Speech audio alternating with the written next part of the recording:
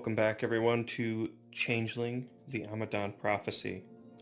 Last time we left off with the group just finding themselves in the sunny bazaar, looking for an ashen woman alongside her snake companion. As they gaze out upon the market, the hustle and bustle moving by, the auctioneer shouting numbers into the crowd as more numbers are shouted back, as people are auctioned in one of the darker ends of the sunny bazaar. With this, we come back to the group, watching over all this. What do you all do?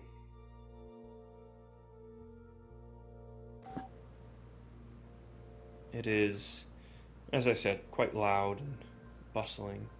The Ashen Woman nowhere quite in sight. What do you guys think we should do? I mean,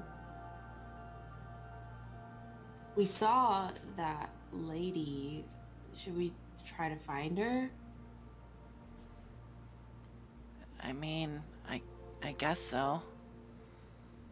I wondered if we're going into something that we probably shouldn't get into. Everything seems that way here. I think we made that contract with Glusk. I think this is probably the right way. I don't know, though. I just want out of here, you know?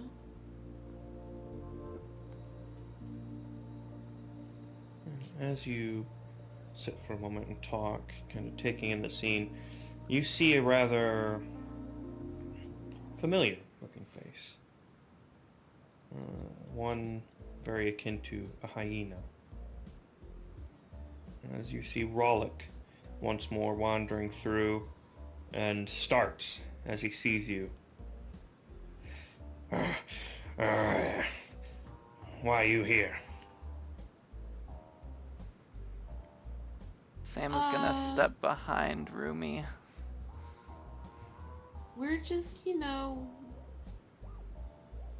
kind of looking around. Is that alright?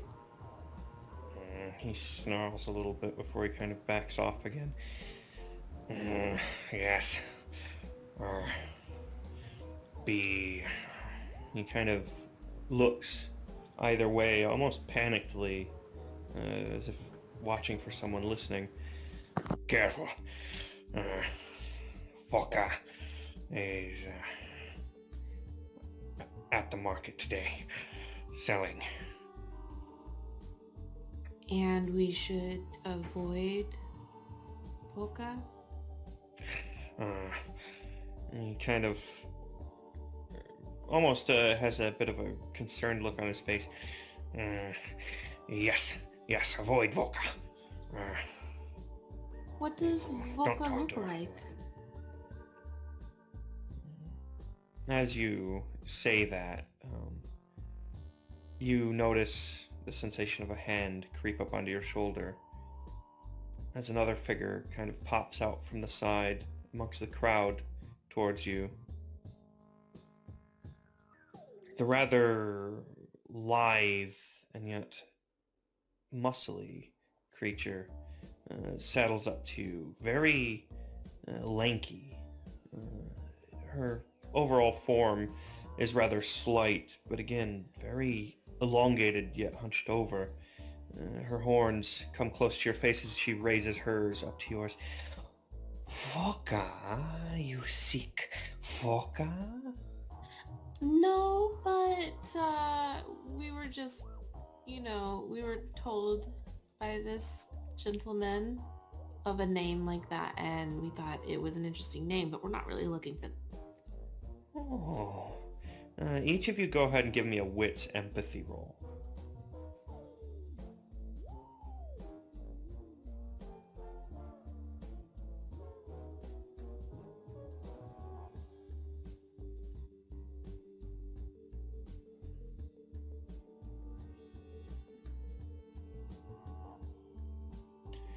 You see this figure is Do we get an extra die for my spinning wheel or whatever it's called still? Yep.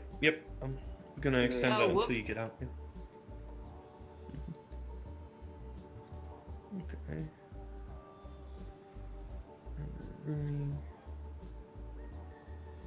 The empathy. Yes, no problem. So, oddly enough, the sudden, rather surprising appearance of this figure is a bit distracting, but Rhea, as you kind of motion towards Rollick again, you see, even on his rather inhuman face, the subtle suggestion of fear beginning to settle in. As he kind of looks to you and the figure next to you, and then to you again, you notice a slight shiver in him. The figure then begins to speak again. What brings you to the market? To buy a fat pig. Oh. Well, To we do market, have to that. market, to buy a fat pig. You heard that song? Yeah, you see her face shift a little bit. Her demeanor in itself is hard to gauge. It's as if everything is just a little bit off. Like you can't quite make out emotions, let alone anything she could be thinking. As it shifts to something that resembles a smile again. No, I haven't. You, though.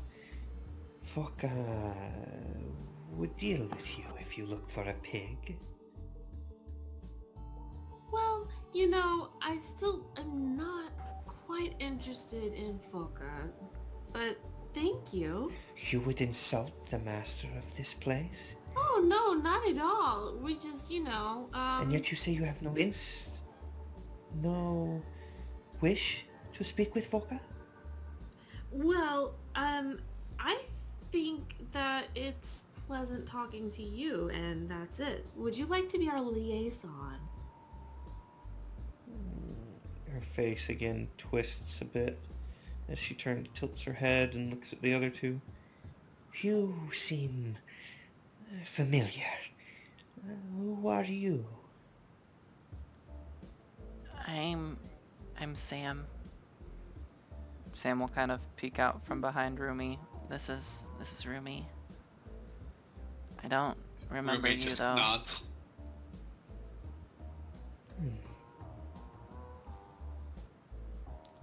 Yes. You seem very familiar.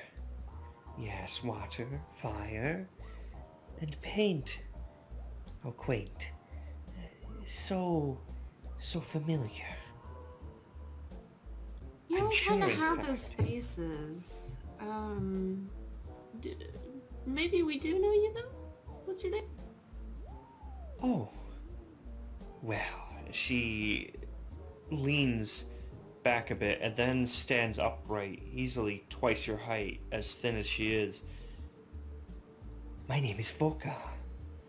It is a pleasure to meet you. Oh boy, hi. Ria's going to kind of, do the, grin, but look over at Rumi and Sam like, oh great. Rumi just kind of puffs up his chest and looks Vohcka in the eye and says, "Your hyenas and try to take us for slaves, Vohcka. We do not look kindly upon that. Perhaps we shall never do business with you, given the way your servants." Her face twists again into what resembles a grimace, but even then it's complicated in strange little ways. The eyes don't quite match up when they should. Her demeanor itself doesn't shift the way a normal person's body language would either. Everything is just a bit off as she turns with this presumably faux grimace towards Rollick. Ah, is that true? Rollick begins visibly shaking. No, they lie. "Oh, you didn't try to take us for slaves and now you call me a liar?" He looks very angry and snaps towards you. No, liar! And you see Vohcka's arm reach out from over by Rhea, a good few feet away, and you could swear for just a moment that it seems longer than it was when it was at her side, as she places the hand on Rollick's shoulder and he goes dead still. He gives a nod. Sorry. Not liar. Vohcka pulls her hand back and begins to relax again, reducing down into that more crouched form that she was in before. It seems that my, well, servants have caused you some trouble. I'm sorry for this.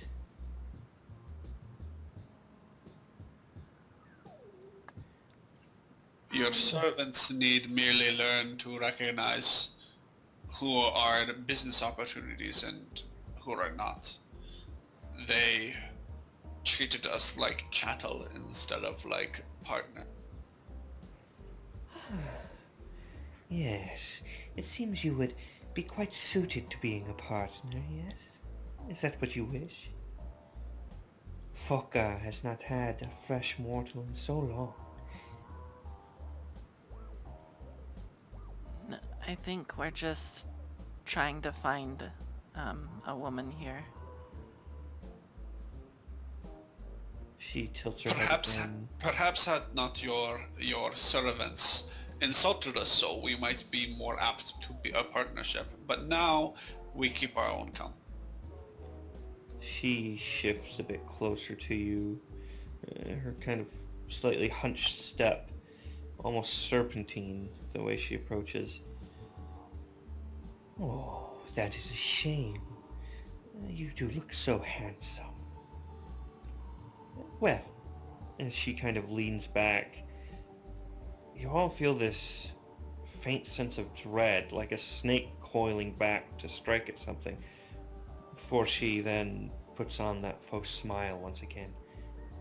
Who is it you are looking for? Perhaps a new slave. Do you need something strong? Charismatic?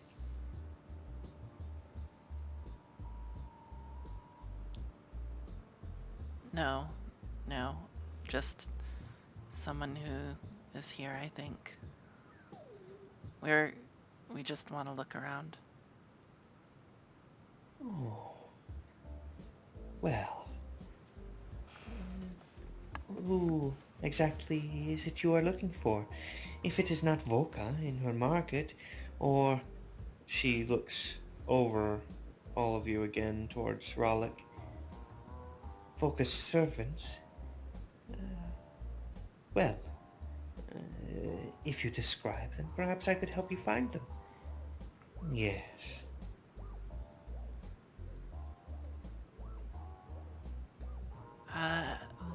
She's gonna look over towards Rhea. Clearly not entirely comfortable with talking to this creature, or to this woman, whatever it is.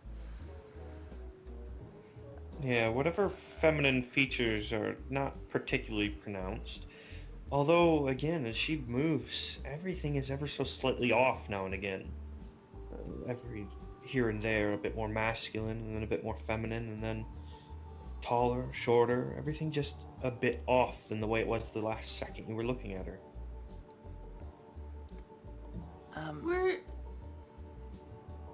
I think there was, somebody said that there was like a frog-like person named Pila. That's who we're looking for. Mm-hmm. For the first time, you see her face drop. The first, outright sense of emotion that you've gotten from her. And she looks almost sad. Why are you looking for Pila? Well, I heard he was a good musician, and I want a song. Pila does not come by often. He's afraid of me. Why do you think that is? Oh, well, I ate his last mate, and since then he has not come to the market. Oh, that's kind of unfortunate. I'm sure he just doesn't understand. Ria's going to kind of side-eye the other two, like, help me out here, guys. Oh, well, if he's not here, I guess we'll keep looking around elsewhere. Thanks for your time. That is so sad. Well, do enjoy the market, yes? It is beautiful, as always, bright and sunny. That it is. Yes. And if you do see Pila, tell him Vohcka says hello. Yes. We'll do that. You have a great day, Vohcka. If you need a slave of any kind, come to Vohcka. Or perhaps cattle, pigs, whatever. If it is alive, I can sell it to you. That sounds like a great deal. It was a pleasure meeting you. Yes, pleasure meeting you as well. It is such a shame, so familiar, yet can't place it. You I'm know, sure we'll remember it tonight when we're going to sleep. That's how it always happens. Yes. You do know, though, it is quite odd. I could swear there were 3 slaves meant to come in today. Quite similar indeed, to your descriptions. It sounds like something to bring up with the man who promised you the slaves. Sounds like they did not fulfill their deal. It has nothing to do with that. You see the faux smile deepen, the eyes betraying it, ever so slightly. Yes, we shall.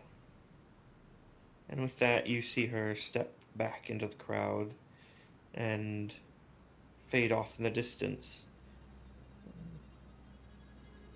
Rollick looks at you all. You should leave. Leave now. No kidding. Gosh, I thought she would never leave. Rollick shakes his head. He doesn't say anything, just shakes his head. And you see him give you each a small nod before he begins walking off. And as he does, amidst the crowd, you see one long crimson-clawed hand reach out and pull on his shoulder off deeper into the crowd.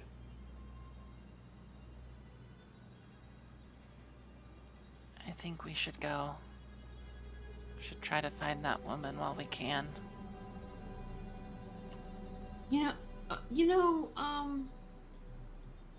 Are we going to be able to find this person? Maybe we should just go. It's kind of, I mean, to find things here, you just have to think about them really hard, right? Could give it a shot. I guess. Worst thing that happens is we end up somewhere else anyway. Alright, I guess, what was the description of the lady again? Oh man. Let's think about it. She had like this dark ash skin and hair, and there was this snake coiling around her. That's all I can remember. Okay, so we can just think about that and just walk around a corner and she should be there, right? As you are speaking, you see another figure, this time behind you, Sam. Reach up and set a hand on your shoulder. Looking for me? You should all begin to talk a bit softer. you know? I'll be quieter. But we're trying to keep our voices low. Rumi just turns and looks and says, I said nothing. She eyes you and then looks over the three of you together. Who are all of you?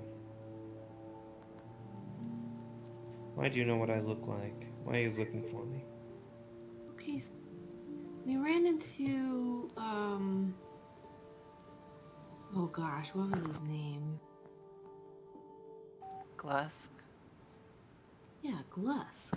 You familiar with him? Her eyes narrow a bit as she looks you all over. Yes, but why would Glusk send you to see me? We don't have any contracts, no pledges. I don't know. Like we were just sent to you, so that's why we came. We're trying to get back to the mortal world. We saw you. Can you help? What exactly was your conversation with Glusk like? What did you discuss? Oh, he was kind of pissed at us. She looks surprised at that. Why would he be angry with you? I don't know. We met this person. He told us to find Glusk and say a certain phrase and he would help us, and when we said that phrase, Glusk got angry. We made a deal to forget it in exchange for him helping us find our way. You didn't do it, did you? Do you still know that phrase? What was it? Don't remember. But he led us to you.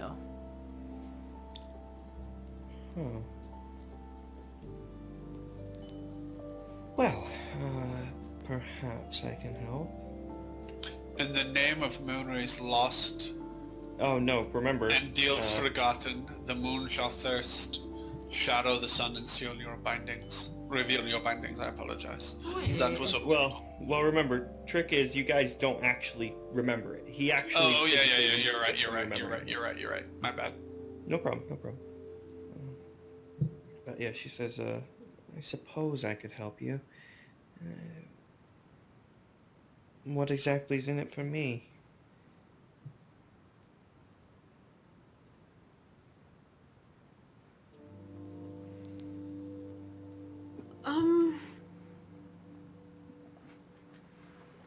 I could give you the name of somebody who remembers the saying. Deal.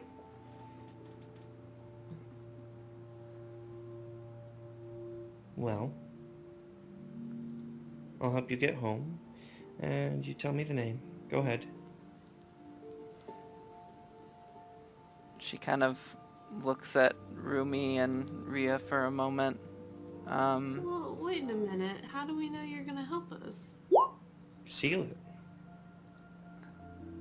Oh. Oh, no, you're not that new, are you? Oh, you are.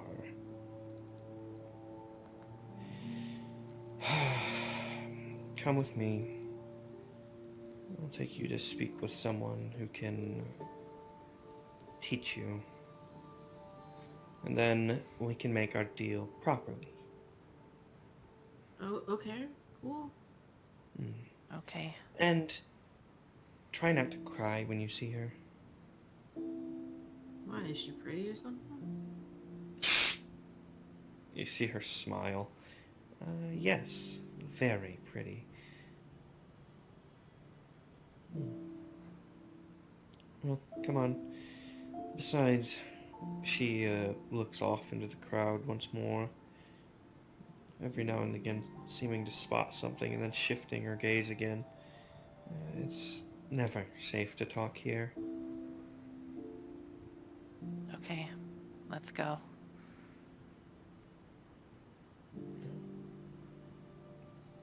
Alright, yeah, with that, she leads you off.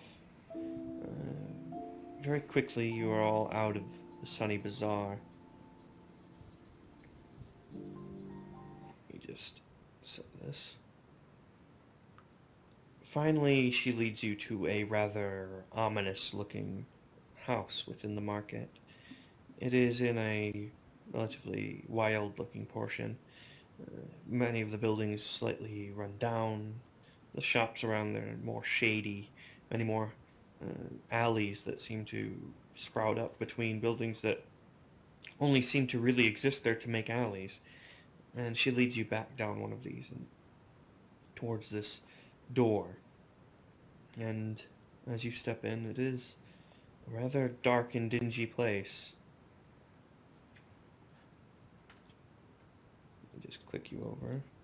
That work? There we are.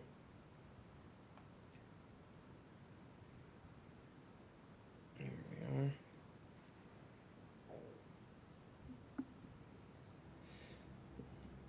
It is ominous. The moment you walk in, you feel a lingering sense of dread, almost. Everything is just so slightly off-putting about this place. And she looks at you all. Wait here. She'll come see you in just a moment. And do you want anything? Some water, perhaps? I'm okay. No, thank you. Suit yourself. Like I said, try not to cry or pee yourself or anything. It can be a bit much. I have seen far worse than whatever you're about to reveal to us. Sure. Whatever you think. Rumi, what have you seen? Rumi looks over. Rumi looks over and just says, the destruction of so much, the unwinding of so many. I've seen truths and lies interwoven into one. Things that would break your heart and things that would forge it again. But for now, I do not know why we are here. The world awaits us. Why do we waste our time? She turns back to you. Well, sounds like you've been through a lot, but try not to talk about it around others. Usually brings back bad memories. Not exactly polite. Will do, buckaroo. I'm Alexa, by the way. Really? What? Alexa, my name is Sam. Oh. Well, it's good to meet you, Sam. Like I said, Alexa Dale, and she gives a curt nod. Your name is just so normal. Well, it's the one I chose, so it's kind of A rose by any other name would be as sweet. Oh, Shakespeare. Yeah. Yeah, so Sam, and then she kind of looks to you, Rumi. I am Rumi, Acavian. I'm Rhea. Not that you lot are all that odd either. Well, that's good. Makes it easier. Anyway, I'll be right back. You notice as she steps through another door deeper in, the snake that had been coiled kind of up around her arm slinks down off it around the doorknob, wrapping itself there and waiting, watching you all. And it is quiet. You are alone for a moment. Rumi looks towards the door she exited from and said, What light through yonder window do you think will break? Will it be our east, our Juliet the sun? Or something else? Something worse? Are you sure you're Are you sure you're not from, like, the 1700s? Because you sound like it. Forgive me for reading and being educated. Hey, I mean, like, I read too, but Shakespeare was kind of a snooze fest. I mean, those two people were like kids, you know? And they were all like oogly eyes. Because love seizes you by the heart and dictates where you will go. Yeah, We I'm are sorry, all like, victims to love. I don't know. I've got better things to do. What better things do you have to do than love? Academics, I don't know. Like, I gotta get my GPA up. I've been I'm, gone I'm, for I'm sorry, what, like, do you learn to bake and you learn to raise children? Oh my gosh, you are so sexist. I apologize. Just like I'm sure you were wonderful in your high school, but Hey, do you know French? je parle piqué français. Fermez la bouche. What's that Well, mean? that's rather rude. Sam just sits there quietly for a second. The world's changed a lot since you've been gone, Rumi. Are you saying that women are allowed in universities now? Oh Yeah, my gosh. and they Hmm. can work and vote. Well, yes, they could vote when I was growing up too, but it's about time. I always said, my fiance, she was the most brilliant woman. I always said she should have been a doctor. Well, now she could be.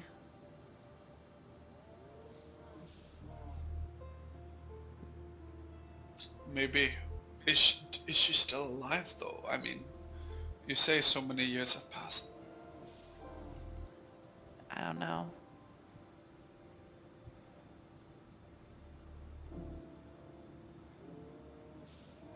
As you all linger on that, you feel that sensation again that you felt when you first entered the building. That growing sense of just off-putting dread building. The hairs begin to stand up. The air in the room physically begins to shift. And you hear the door begin to rattle as the knob turns. And you see a figure begin to walk in. And with her approach, leaves, as if opening a door to the outside, and yet you saw nothing but a hallway before. Autumn leaves begin to rush in as they get stirred throughout the room here and there. And the sense of dread is utterly overwhelming. Everything in you tells you that you need to run. That this, whatever it is, as you look upon her, is the end for you. As I said, every single instinct in your body shouts at you. What do you all do in response to this? Rumi steps up and places himself in between the other two and this new figure, and tries to hold his shoulders high and stare her in the face.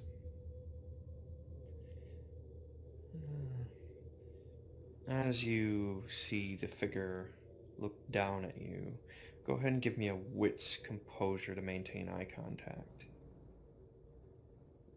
As for the other two, what do you do? Sam, Maria? Rhea is kind of involuntarily recoiling. Her shoulders are kind of scrunched, and she's kind of leaning away from the aura that she's feeling, but still kind of staying in the room. A little confusion on her face. And Sam? Upon this woman entering the room, Sam takes a few steps back, placing Rumi between herself and this stranger. She's simply trying to disappear, trying to not see. She's holding her gaze to the ground and simply wishing this were over. Yeah.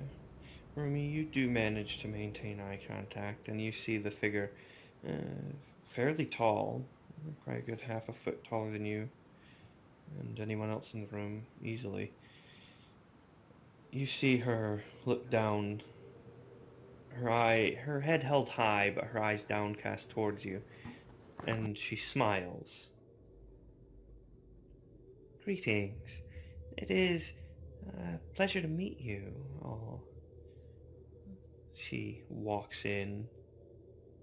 Every step seems to just disturb the leaves that have now cast about the ground as small gusts of bone-chilling wind begin to flutter through the room. She sits on a soft, desiccated leather chair, and you see Alexa then step back in as well, and pull a table from nearby in the room that was up on its side over in front of her, and then stand to the side and kind of point to a few chairs near where you guys are, as if for you all to grab them and bring them over. The woman before you speaks again. As I said, it is a pleasure to meet you all. Please, please, grab a seat. Brevzev, greetings, Rumi says, standing and kind of glancing towards the chairs to see if the other two Rhea is going to take a seat very, very hesitantly. She's going to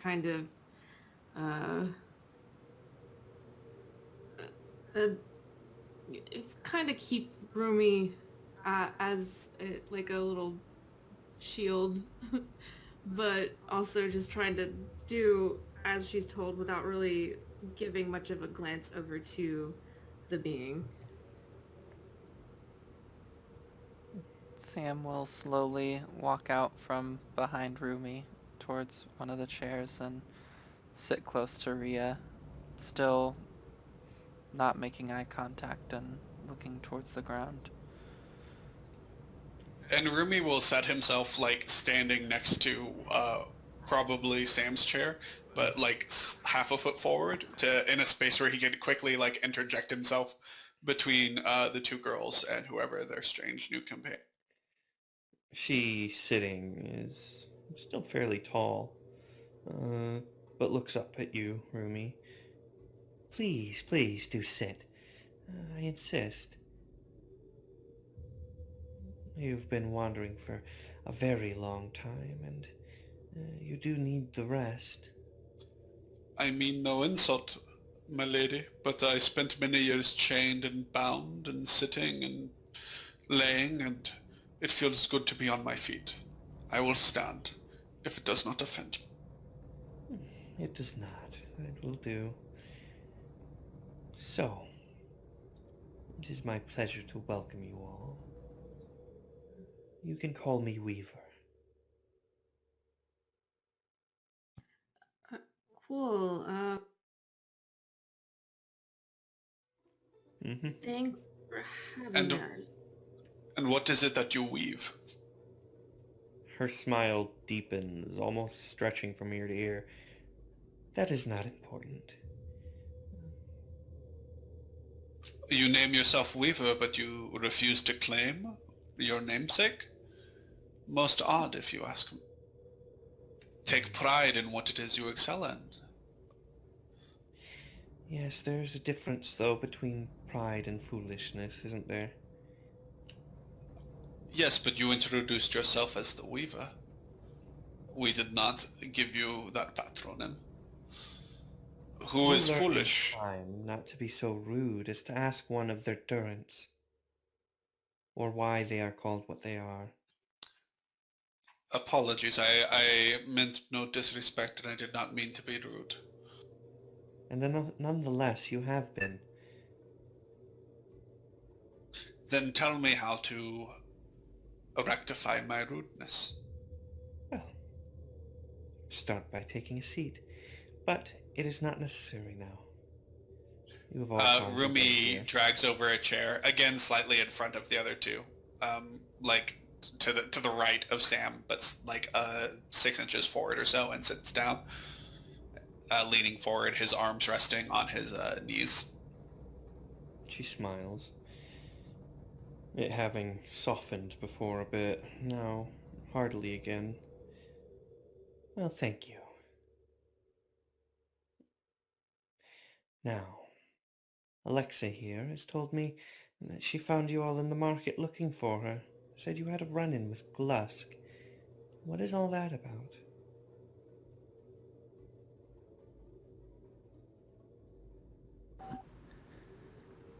I wish I could tell you, but I believe we made a deal that made us forget. Ah, a shame. Deals can be tricky.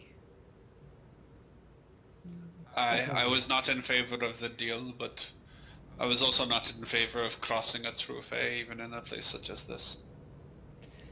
Yes, in that regard you have been wise. Glusk is a trustworthy person. You do not have to worry about him double-crossing you, or going back on his word ever.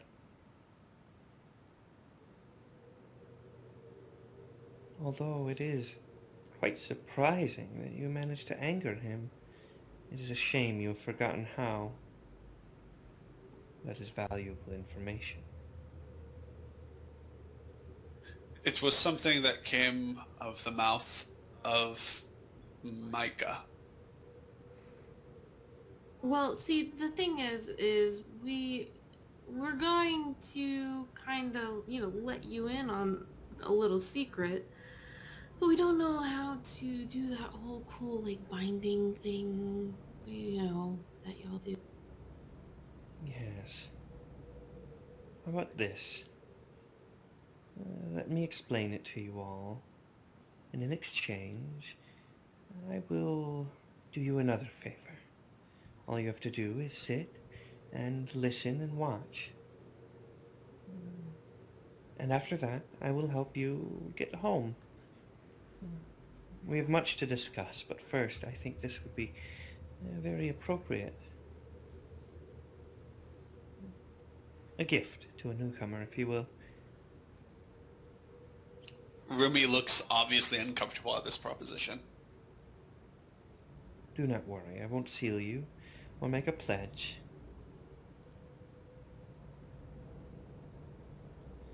I am merely offering my aid.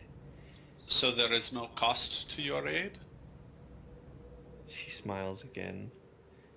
There's a cost for everything, but not one I am enforcing, no. Then I would hear what you have to say.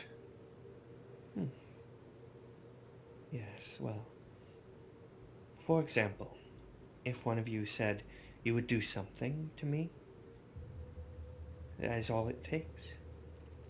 You simply reach out upon their words with the word and grab hold with your glamour. It is that simple. The word will do the rest, and it will bind that. You merely shape the intent, the force of will to act upon them for breaking this. If they follow through, then it is not a problem. If they don't, well, the weird shall punish them, whether they intended to break it or not. So it's just like a feeling? Hmm. For example, tell me you will do something simple, like stand up and walk over to the fireplace. Uh, Promise it to me. Okay, yeah, I promise I'll go walk over to the fireplace. And she reaches out, not with a hand, not with anything else, but you can feel the weird manipulate within the room. The leaves begin to spray about again as you can almost feel it approach and grab hold of something, as if your words were there manifest, both in the air in front of you and in you, as she grabs hold of it with her word, her glamour, and binds it. Now, you see, you didn't say when you would. You just said that you would. There's loopholes for small things like this as well. Uh, you have much to learn, but for now, so that you are not bound anymore, do that, please. If you wish. Alright. Ria's going to stand up, kind of pat her hands on her knees as she gets up and walks over to the fireplace and then turns around and looks at her. Well, You feel as you complete the task that sense of holding upon yourself, as if there was just a little bit more weight holding you down, uh, loose, kind of fade away, like sand pouring out of an hourglass, almost. As she smiles again, you see, it is that simple. well, I feel like this is one of those things where it's like it looks easy, like you're making it look easy, but then as soon as it gets to a point where we do it ourselves, it's probably not that easy. Do we need like some sort of skill set or like do we need to practice it? Hmm. If you wish to, you can, but no, it is a simple thing. Just take heed of the image within your mind, of their words being bound and chained to your will. And if you do not wish your words bound, you can merely stop them. You can cut through the chains with your own glamour, with your own word, your power. Okay. It is all Ria, about visualization, my child. Ria's gonna walk back to her seat and look over at Rumi and Sam. So you guys do you wanna go ahead and do this? Like, You could test it amongst yourselves if you wish. And then you know that I have no intent in any regards. Rumi shrugs and says, I have no need to demonstrate what it is you wish to show. I have seen it many times in many flame. Very well. Our words bind. If you all wish, I can teach you more later, of course. But for now, uh, we have more to discuss, and then we'll continue the rest. May I ask why you teach us anything at all? Are you not too busy to deal with interlopers like... Oh, young man, I am never too busy to deal with interlopers. She smiles again at you, softly. Every tooth you see as she grins, threatening your mind like a dagger pointed at your heart.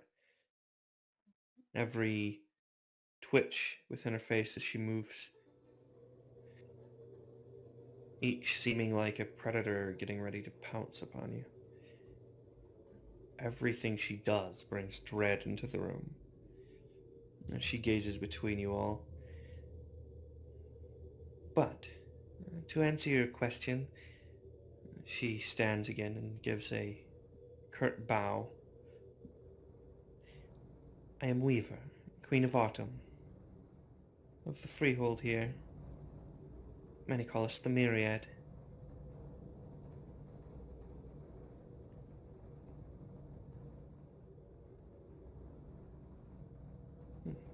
She sits back down. How much do you know in this regard?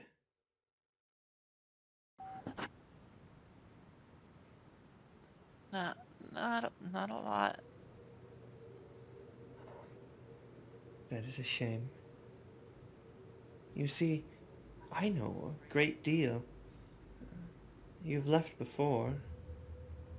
This is not your first time leaving Arcadia. What do you know of our first time leaving? Well, it was similar to this, although, well, I wasn't the one that guided you in. Who It was? Cynthia, the Queen of Spring, if you must know. She is a kind woman. Poor soul, she said, that needed guidance. But, sadly, as we were preparing to initiate you all and help you settle back in, within a week of your arrival you all disappeared again. We were not sure if you had gone rogue or what you had done. Is this the normal, a disappearance so soon after leaving the head? She shakes her head. No, it is not.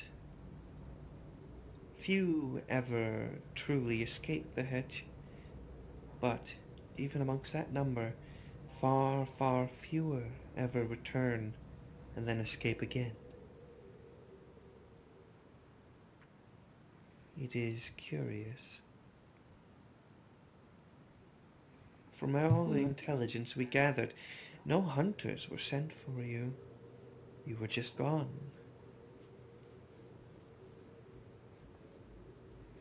So we left once before, and then we got back here, but nobody was sent for us? No, no one. You merely disappeared. We could not find any trace. It was quite odd.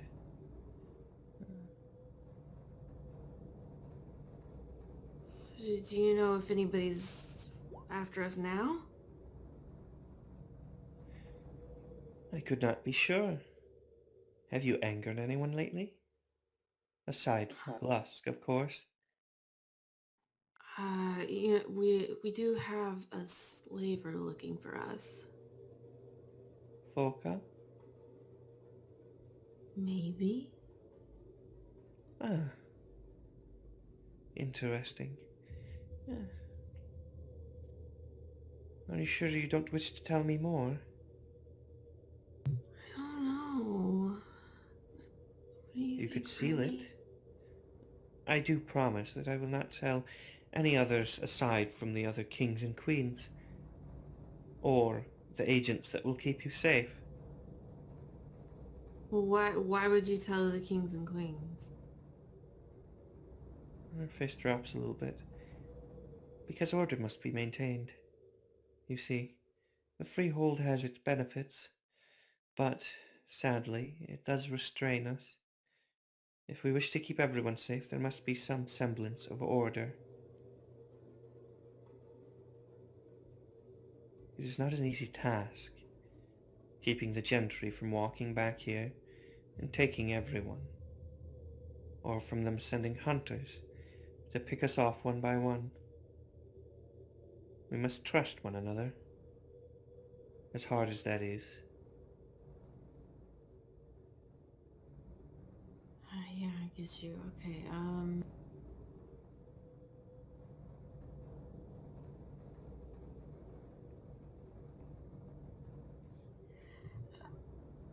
mean,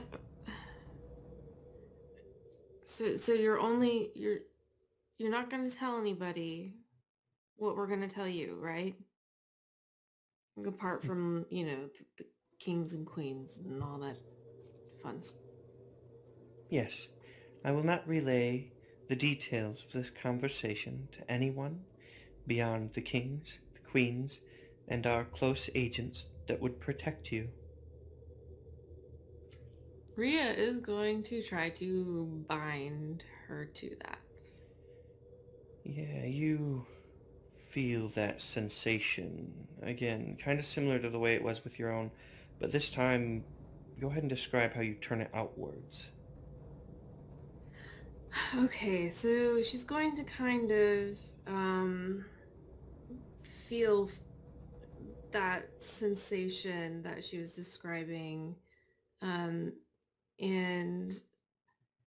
it she's gonna kind of reach out with it with her own weird Mhm. or and kind of lock it in and Yeah. and take those words and kind of grasp it with some sort of ethereal vice. Yeah. Yeah, I imagine for Rhea, perhaps it is similar to the image within her head of painting a picture almost, right? Something along the lines of imagining the image and imagining it very clearly drawn differently, tied up, her words themselves almost in chains. As you feel it take effect, as she gives you a nod, and you feel that sensation of binding over towards her this time, and you holding the reins of it.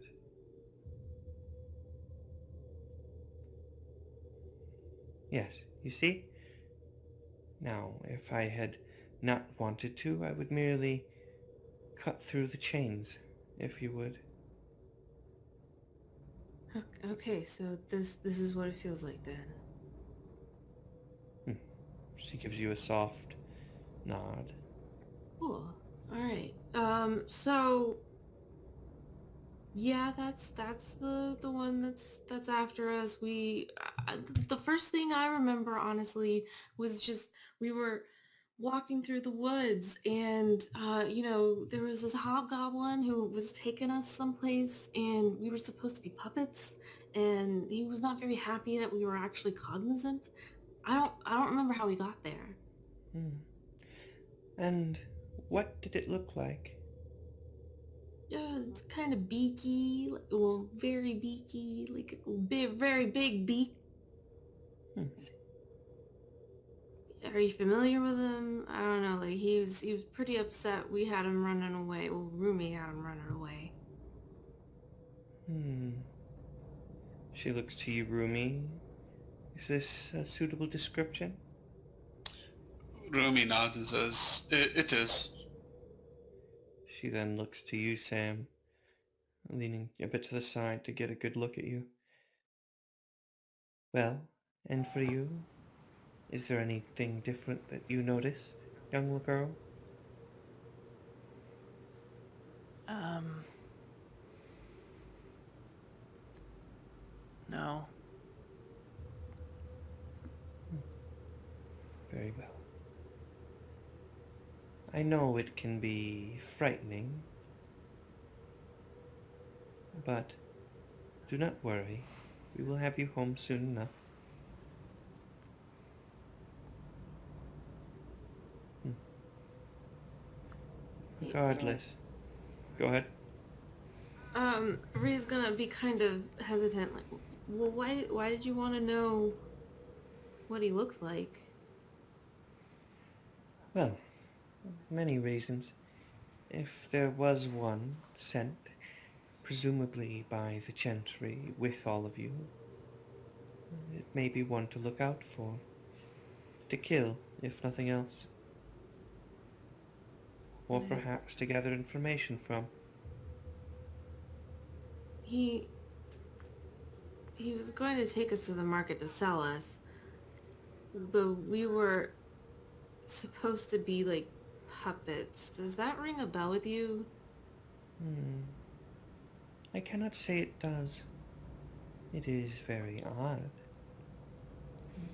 But not particularly strange. There are many powerful amongst the gentry that could do such things. And perhaps fate intervened, I mean to say. Perhaps just the right time was struck, and one way or another, you are free. Perhaps the Arcadian that did whatever it was they were supposed to do to us did not fully understand what we had been. Yes, perhaps. Your second durance may have left you different. We'll have to see. Perhaps more resilient, even. That would be good for both of us. But you say it is time soon for us to go home? Yes. I think we are all we all want to see our world again, if you want. She gives you a deep nod this time. Yes, I know. But there are important things that must be done first. You see, there's a test I would like to do. I would like to read your fates, if you would be so kind as to allow me. It does not bring you any ill, merely helps us know that it will be safe, or at least if there will be danger, we can prepare. And of course you will be able to learn as much as you wish from it as well. I can tell you anything in this regard. Forgive me, but you spoke of the courts, correct? Yes. Of the other kings and queens, so that means you are a queen of a court. Yes, I'm Queen of Autumn. Could you tell us what is the Autumn Court? My, such a curious lad, aren't you? Well, you see, the courts are many things. We all take heed of a season, although this is not always the truth. There are other courts in other places, some courts of coin, some courts of fate itself, but we are of the more standard variety, the court of seasons. We, well, have deals with the seasons themselves to give us an edge against the true fae, to give them pause. In our season, our court is strengthened. And, well, beyond that, it is more than just that season. Autumn is fear. Winter is sorrow. Summer is wrath. And spring is desire. My court, well, we are different. We understand what it was that we found in Arcadia. We understand what was lost when we left. And we understand what we could gain back while staying here.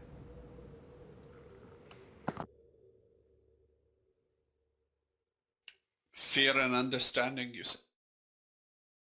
She smiles deep. Yes. It gives you power over things? You will learn in time, but yes, you will need to lessen harvesting as well, it seems. Emotion drives glamour.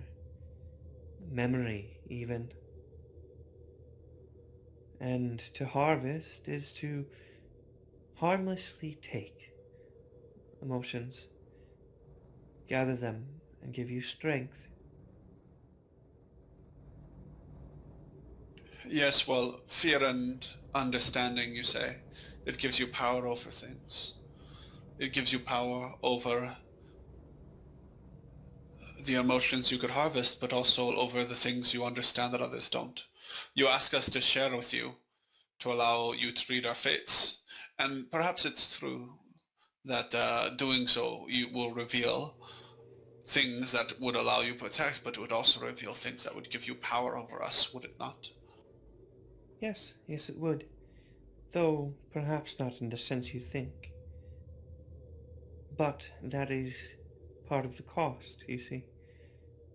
The freehold, as I said before, can protect you from more than you would know, the hunters, the true Fae themselves even, if we are ready when the time comes.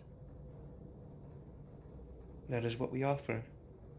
Knowledge, understanding, strength, joy even, and the ability to fight back when they come for you next time. You would promise all of these things, but would you admit we do not truly understand what you are asking of? Perhaps. You are asking us to bargain blind. You understand why this is not a formula for long-term trust. Well, I offer you my aid. It is up to you whether you accept it or not. I'll do it. But this... She turns to you, Sam. I'm sorry, girl? I'll do it. Huh. Very good. She turns back to you, Rumi. And then to you, Rhea. Your friend seems to have made up her mind. I mean,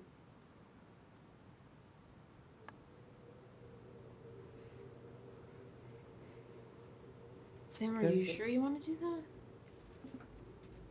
They just go in blind? Without anything? There are certain things that I need to know. I have to know. What exactly is it that you're going to do? Like when you read us? Oh. She pulls from a sleeve a rather fine, ornate-looking deck of tarot cards. Merely a glimpse into your future, and your past, and your present. Just a very, very simple reading. Something to get an idea, and to grasp whether perhaps you could benefit us or be our downfall. But this is not about us this time. I'm offering something for you. This is not our future, but yours. Okay, what happens if you see something you don't like? Nothing. As I said, this is for you. Not for me. Although it will give me knowledge about what to expect for you. It will give me a chance to prepare for it and perhaps help you. Okay, I guess I'm down for it as well. I mean, it doesn't really seem like it's that bad. Yes. It can be quite beneficial. It is, as I said, merely a reading, a glimpse at what could be. It is, well, I've not had one that was wrong yet, but you never know.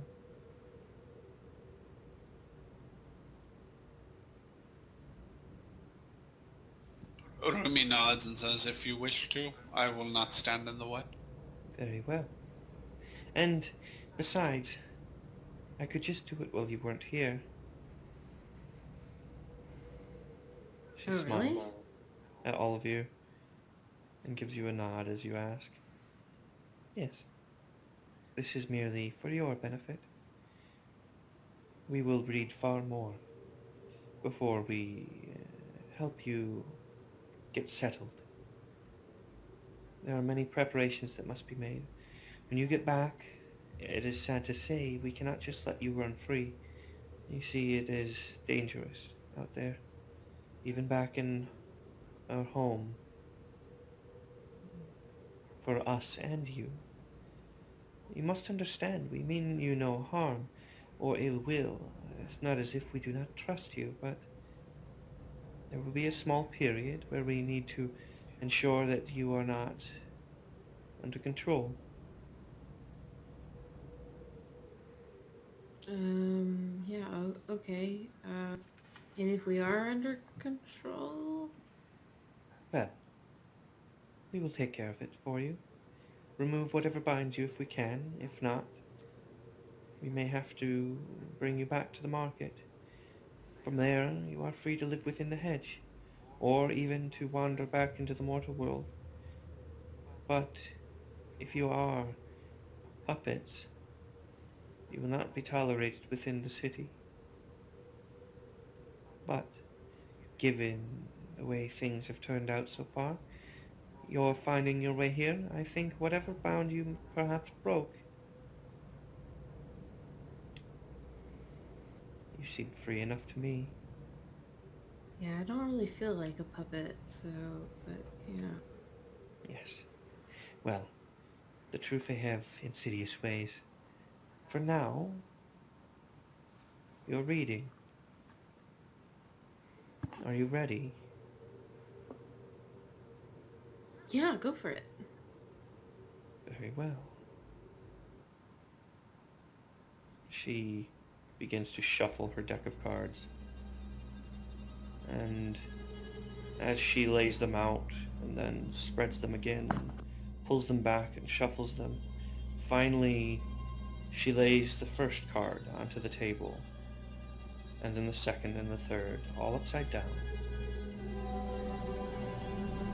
You see her reach forward, the dread in the room rising, seemingly, as she flips the first card. You see the first card, the reading of your past. Anyone with occult 2 or occult 3 know something. Anyone with word 2 or higher knows even more, innately. This is the Fool. First step on the long journey. The Fool is the card of beginnings. The Fool is the divine madman. The person whose perspective is so different from those around him that he is nearly unable to function in the world. This, again, being your past, and it is upright. It is not reversed. Although the reversed is there, this is not. Who has word 2 or higher? Me. Alright, let me just whisper you something real quick. And Rumi, did you as well? Word 2? Yeah.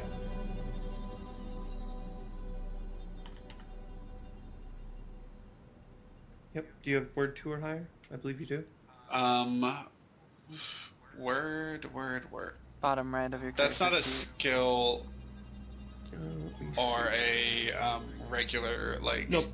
It's on It the should be right towards the under right. clarity and above glamour. Oh, W-Y-R-D, not W-O-R-D. Yes. Yeah, I yes, have yes. word 2. Okay, sorry about that. No problem, no problem. I was like And- looking for word, dude, and I was really confused. Yeah, no problem. And Rhea, I think you have 1, yes? Yes, just one. Okay, cool. So let me whisper you guys this.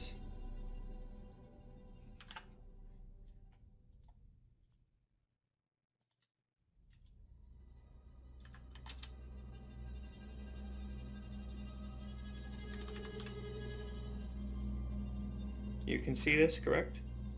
Yes. And Sam? Yeah. Yep. As you look upon the card, all 3 of you feel the wash of power through the room.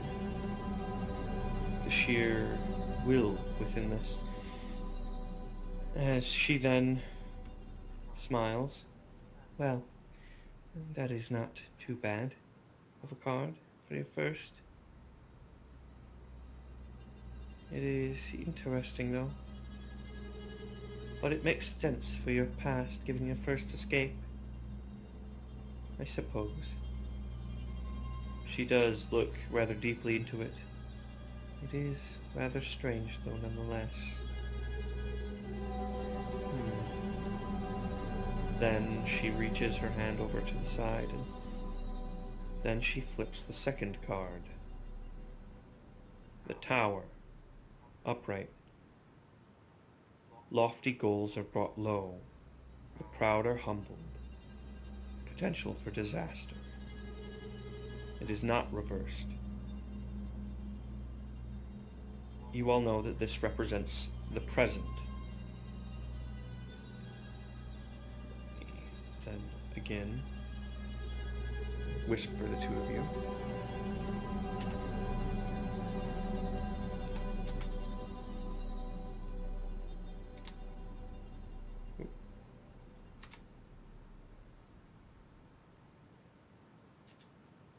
There we are.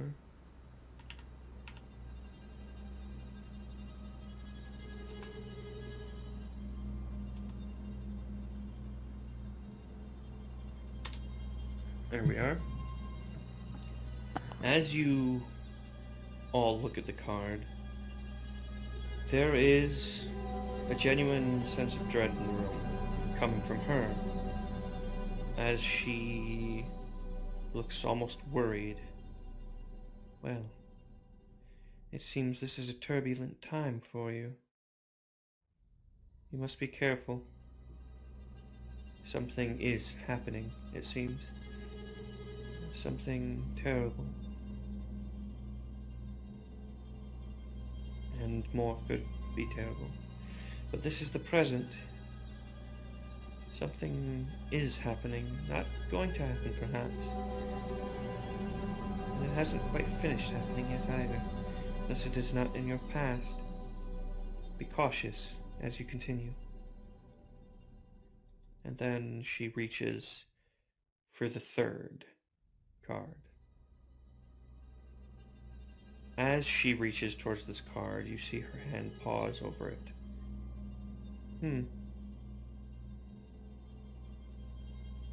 Are you ready? You No. notice she looks conflicted, as if she's unsure whether to continue or not. Show me. We've gotten this far. Rumi actually reaches out and grasps the top card on the deck and pulls it and flips it. Yeah, she lets you do so. You all feel a vague sense of dread fill the room, as you all notice both her and Alexa's eyes grow very, very wide.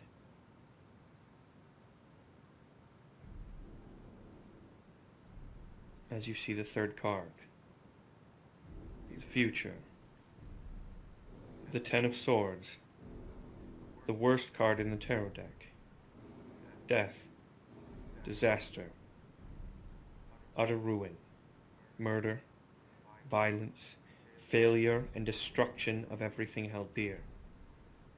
No one can be trusted. It is not reversed.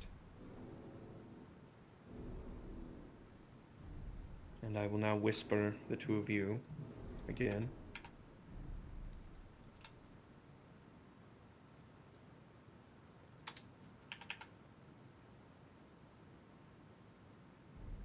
You see this, yes? Yeah. You've gotten your whisper? Yep.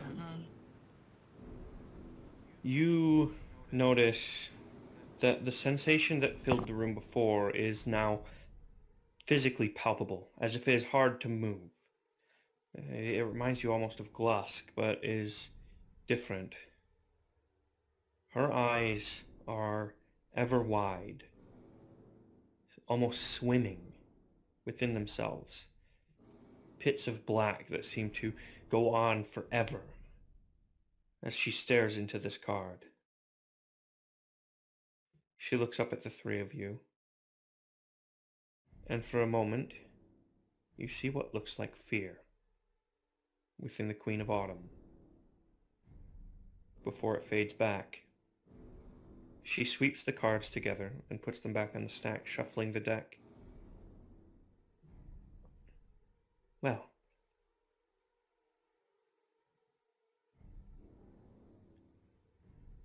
this is...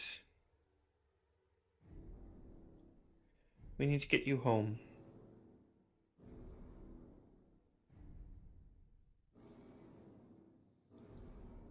Rhea kind of slumps back into her chair with kind of a defeated sort of demeanor. Yeah. Yeah, as I said, anyone with occult 2 or plus knows what this means, really. And she, of course, is concerned. If you don't, it's obvious what this means. The imagery on the card alone implies plenty.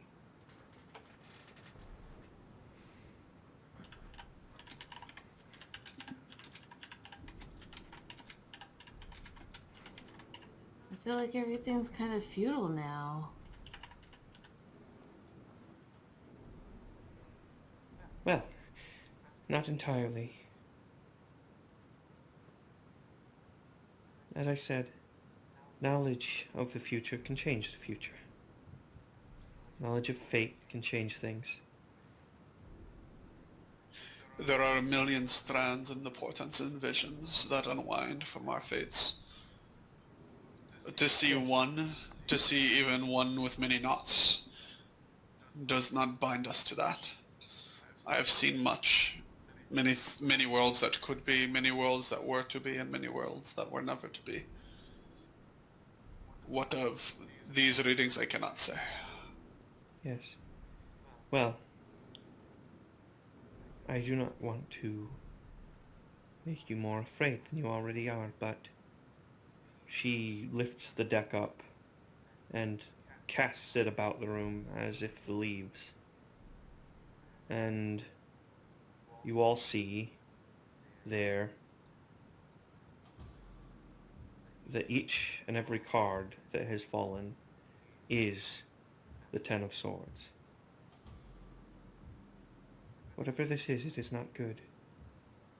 This deck is useless to me now. Oh, sorry about your deck. Do not worry. I will get more. I will have to make more readings. We will do what we can to get you out of this, whatever it is. I am sorry for whatever it matters. Rumi shrugs and says divination is complex, multifaceted, and ruinous even to the best of minds. We appreciate what you have done for us today. Yes, well. Yes. Come with me. You see her stand. The cards and leaves in the room flurry up as she stands and begins to walk towards the door. You notice the snake still wrapped around the handle seemed to twist itself against the door to open it for her.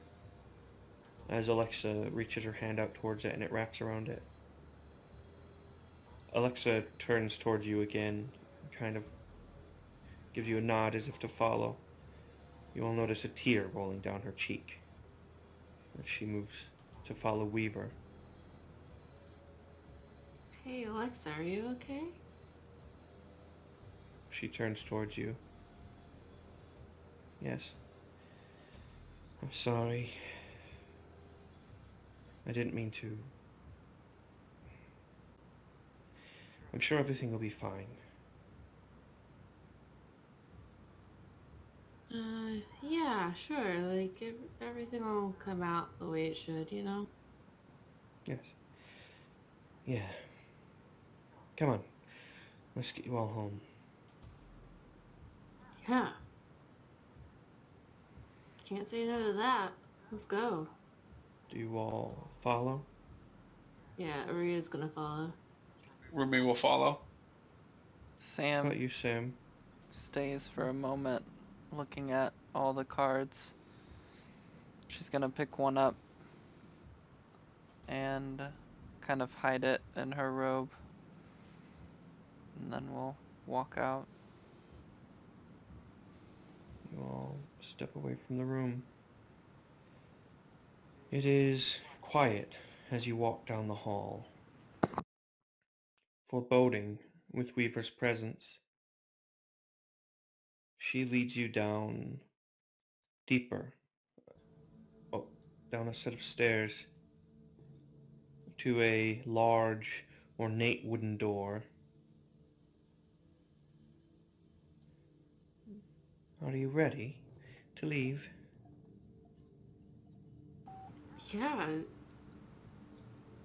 This is it? Yes. This leads back to the tunnels that will lead us to the Myriad. Your new home for now. Where's the Myriad? Yes, well, I don't know how long you've been gone, but Myriad has gained influence in the most recent times. It is many things. For travelers, it is a place to come, see interesting things, a hotel of sorts, and a resort even, some would say. It is one of the largest underground complexes that is available to the public within the United States.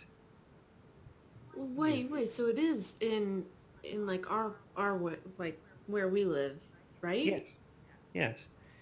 It is, well, stories abound. Some say it used to be used for criminal activities, but nowadays it is used for, well, less criminal activities.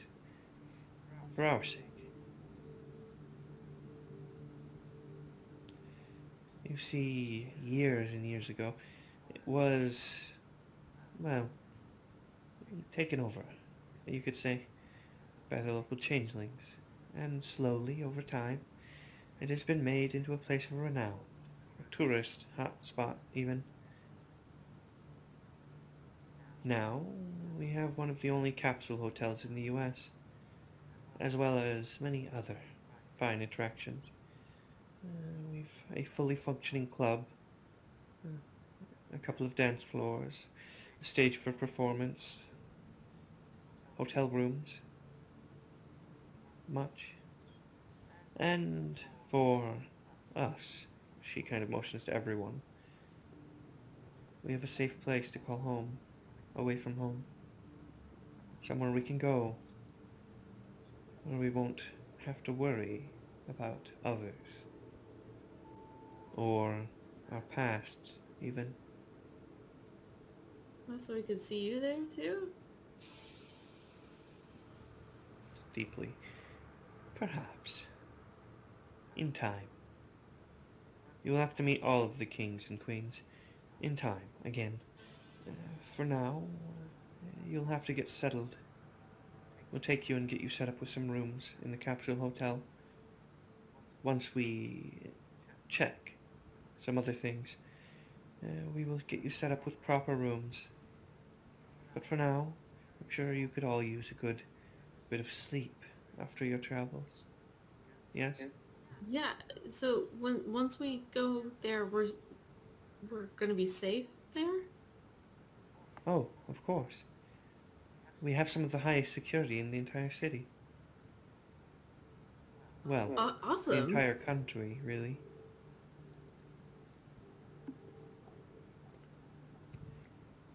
You see, to be honest, most freeholds, and you may learn this properly in time, most other freeholds don't really seem to grasp their true potential.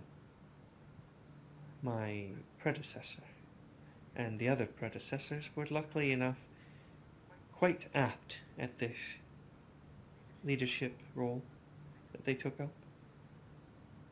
They realized that we had things that no one else in the world really has. Abilities no one else in the world really has. They decided that if Arcadia would leave them changed, and the real world wouldn't truly take them back, then they would take what they needed.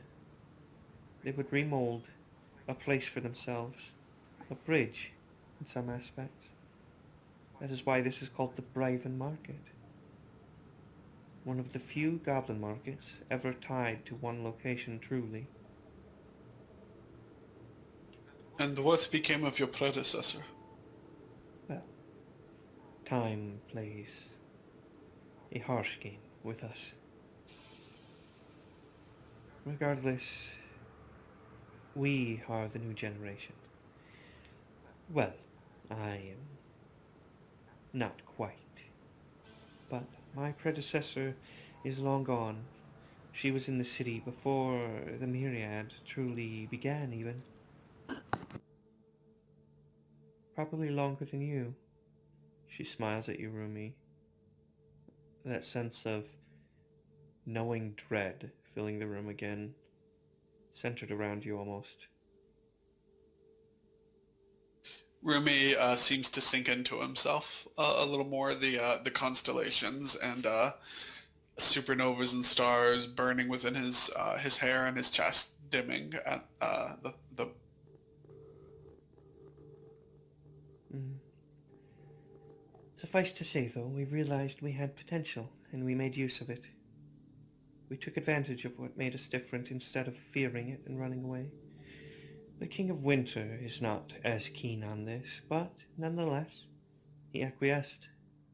He realized that this is its own way of hiding. And what of the King of Summer? We have heard certain things.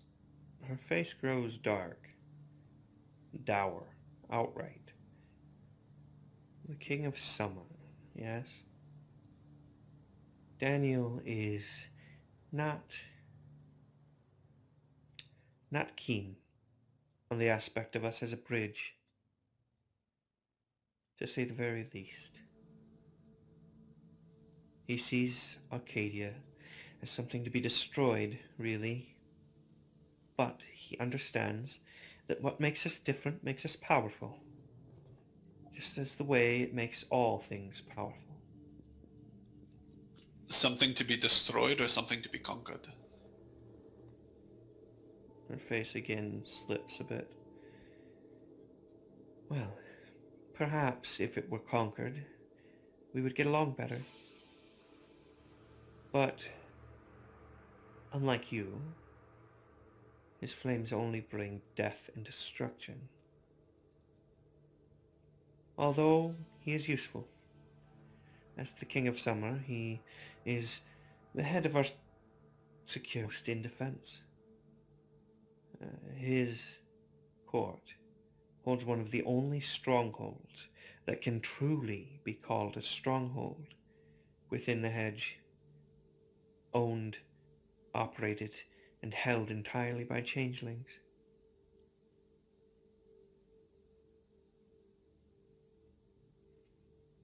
It is almost entirely unique, at least nowadays.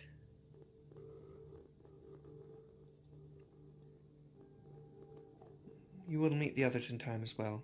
Andrew, Cynthia, the King of Winter and the Queen of Spring. They are, well, not frustrating the way Daniel is. Seems But, like there's a lot out go there ahead. we just don't know about. Yes, you will learn it all in time. Alexa, she turns to her, was one of the more recent joinees of the Autumn Court. Perhaps with your joining the Freehold, maybe that will change. She smiles at the three of you. If any of you wish to come my way. But Please. all people have a place where they fit. I cannot guarantee you will with Autumn, but if you do, we will be glad to have you. Well, regardless, I mean, you've been pretty hospitable to us this far. You know, Rhea's still not quite looking at her, but, you know, kind of trying her best. She smiles again, looking down towards you. Well, as the Queen, it is my duty to welcome new kin into the Freehold. I think we all shall do a wonderful job here. It will all bring a great deal of new life, I think, to the Freehold, to Bryven. Something about your fate is powerful. I hope it can be turned to good. Yeah, me too. And one last thing before we go. Do not tell the others what you saw. No one. Why? Neither I or Alexa will speak of this. Just like, is it because it's like really heavy stuff? I suppose. To be honest, your fates are powerful. More powerful than I have seen in many, many years. I do not know if they truly will maintain only you in their path. Fates can be powerful and dangerous things. Yours, more than any. Be careful wherever you go. In the mortal world, in the hedge, and perhaps even in Arcadia, if you are taken again. We will do our best to ensure that does not happen. But I imagine we may have a fight on our hands. For now, you will go home, you will rest in the Myriad, and we will help you re-establish your lives. We will be able to set up identities for you all. And then, after things are prepared, we can help you reconnect if you wish it.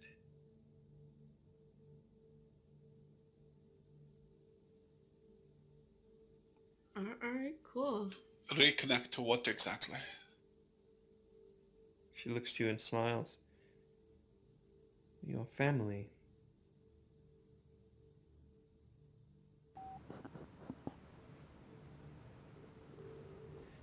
She turns then and places a leaden key within the door into the handle and turns it. And as she opens it, you see a rather grimy looking tunnel. She steps through, Alexa steps through, and they motion for you to follow.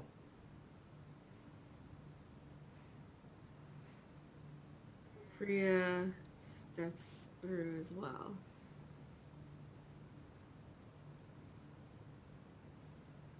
Urumi looks to Sam to see if she's going first. Sam is kind of stopped looking at the doorway. A look of profound thought crossing over her face. As she notices that you haven't started walking, she looks up at you quickly, but then averts her gaze and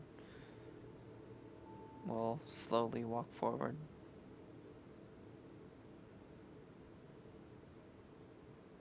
Urumi will follow after. As you all step back in, you feel a heavy sensation, as if you were clouds that have rained down upon the land again. Dense water, and then even denser like ice. You feel the weight of the world take you again, for the first time in so very long. You feel reality itself bear down on you, as if it's shaping you back in place the way you were before, but then you feel something else. You feel yourself, your will, the power within you push back. You can feel something more. A facade wrap around you like a mask, and you can feel your true self, what you really are, dwell within it.